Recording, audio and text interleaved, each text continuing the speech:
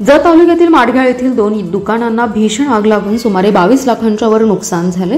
ही घटना शनिवारी मध्यरात्री घडली। ही आग शॉर्ट सर्किटमुळे लागली असावी असा अंदाज व्यक्त केला जातोय। बाळूमामा इलेक्ट्रिकल्स आणि माळी ऑटोमोबाईल अशा 2 दुकानांना शनिवारी मध्यरात्री आग लागली।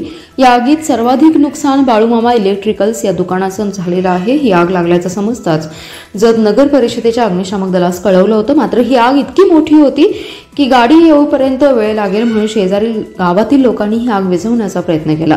आगीचा लोट इतका मोठा होता की आग विझवण्यासाठी अनेक अडथळे आले। दुकान उघडण्यासाठी जेसीबीच्या सहाय्याने शटर तोडण्यात आलं। त्यानंतर लोकांनी पाणी मारून ही आग विझवली, मात्र दुकानातील संपूर्ण साहित्य आगीच्या भक्षस्थानी झालं होतं। दिवाळी सणामुळे लाखो रुपयांचे इलेक्ट्रिकल साहित्य खरेदी केलं होतं।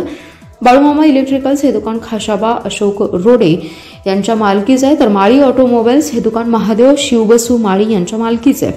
संपूर्ण इलेक्ट्रॉनिक्स वस्तू आगीत जळून खाक झाल्या। तसेच माळी ऑटोमोबाईल या दुकानातील 2 लाखांचं साहित्य जळून खाक झाले। आगीचे नेमकं कारण समजू शकलं नाही, मात्र ही आग शॉर्ट सर्किटमुळे लागली असावी असा अंदाज व्यक्त केला जातोय।